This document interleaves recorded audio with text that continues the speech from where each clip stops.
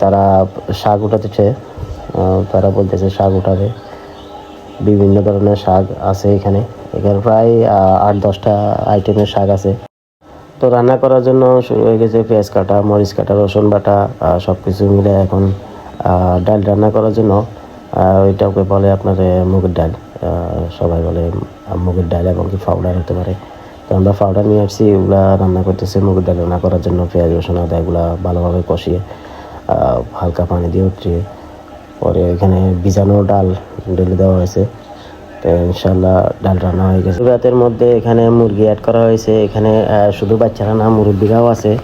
তো সব মিলে 40 জনের আইটেম আয়োজন করা হয়েছে। 2টা মুরগি প্রায় 5 কেজি ওজনের।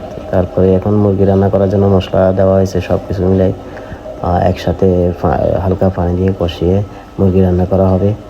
অল্পতে অনেক বরকত। এখানে আপনার প্রায় 1200 টাকার মতো খরচ হয়েছে মুরগি বা সামান্য কিছু সামান নিয়ে আসছে।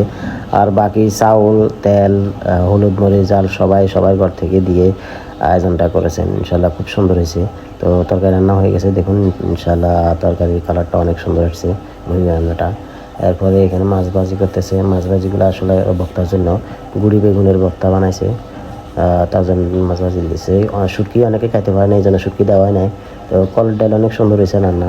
ইনশাল্লাহ অনেক স্বাদ হবে ইনশাল্লাহ। দেখুন 10 আইটেমের সাথে হালকা আলু দিয়ে বাচ্চাদের জন্য। বাচ্চারা চাউল পরিষ্কার করতেছে। তো এখানে 7 কেজি চাউলের একটা আয়োজন করা হয়েছে।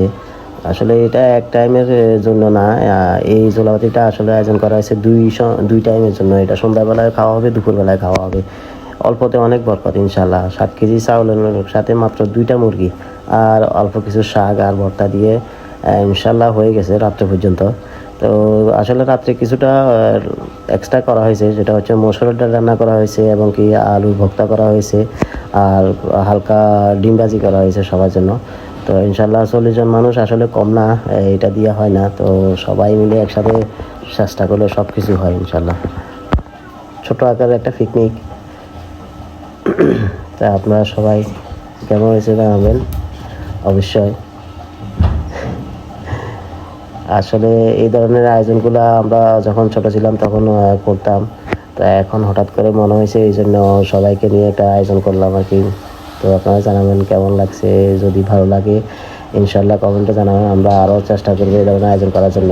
আমার এই ভিডিওটা ফেসবুক থেকে দেখে থাকলে ফেসবুক পেজটা ফলো দিয়ে শেয়ার করে দিবেন ইনশাল্লাহ। আরেকজনকে দেখার সুযোগ করে দিবেন। ইউটিউব থেকে দেখে থাকলে ইউটিউব চ্যানেলটা সাবস্ক্রাইব করে লাইক করে শেয়ার করে দিবেন। কথা হবে অন্য কোনো দিন অন্য কোনো ভিডিওতে। আসসালামু আলাইকুম ওয়া রাহমাতুল্লাহ।